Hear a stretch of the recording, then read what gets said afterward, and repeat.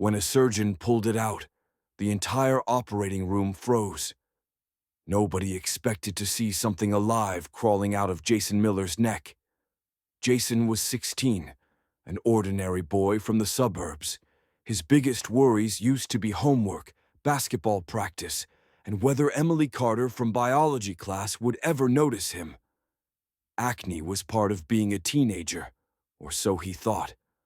One cold November morning, he noticed a small reddish bump under his jawline. "Great," he muttered, poking it. "Another pimple." He slapped on some acne cream and left for school. By the next day, it was swollen, tight, tender, and painful. At breakfast, his mom frowned.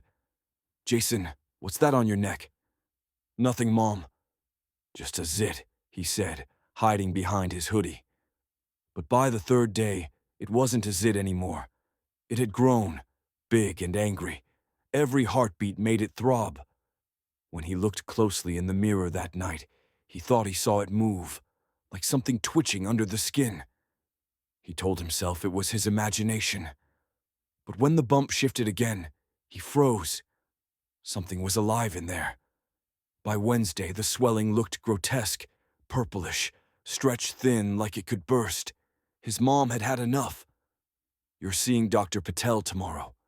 No arguments. That night, Jason woke up gasping. The lump pulsed.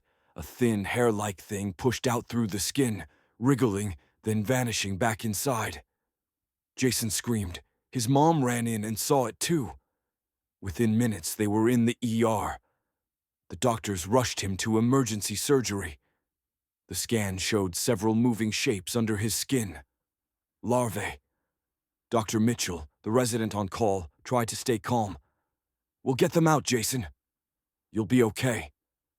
In the bright, sterile operating room, Jason's voice shook. "Promise?" The doctor squeezed his hand. "Promise," anesthesia hissed. Darkness. Then the surgery began. Incision complete. Pressure, forceps, suction. Wet sounds, a nurse gasping, the dull pop of something being removed. 4 larval parasites, alive. Hours later, the surgery ended. The worms were sealed in jars. Jason was stitched up, pale but breathing. His mother held his hand through the night, whispering prayers. By morning, he woke weak but smiling. "They're gone," he whispered. Dr. Mitchell nodded. "We believe so." Jason's recovery seemed steady. He ate small meals. He smiled again. For the first time in weeks, his mom laughed. The nightmare felt over. But 3 days later, something changed. Jason started running a fever. His skin grew pale, his hands cold. The monitors beeped faster. His mother called the nurse, panic rising in her voice.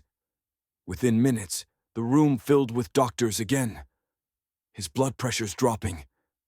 "Get IV fluids, now!" Dr. Mitchell ordered more scans. When the ultrasound flickered to life, the room fell silent. There, deep near the carotid artery, something faint moved.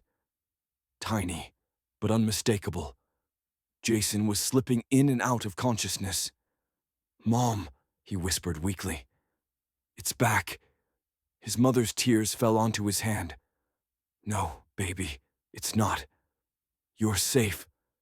But inside, the parasite that had migrated deeper, one that hadn't been found, had reached his bloodstream. The infection spread fast. They rushed him into surgery again, but his body was too weak. His heart struggled against the toxins flooding his system. Dr. Mitchell's voice cracked behind the mask. "Come on, Jason, stay with me." For a brief moment, the monitor steadied. Then the line flattened, one long, unbroken tone. The room went silent. Dr. Mitchell lowered his head, eyes wet. "Time of death, 4:23 a.m. Jason's mother let out a sound no parent should ever make. A sound that hung in that sterile air long after the machines were turned off. The next morning, the hospital corridors were quiet. A jar sat on a lab counter, sealed and labeled. Specimen 5, unidentified parasitic larva. extracted post-mortem. No one spoke of it again. The CDC came. The samples disappeared into sealed boxes.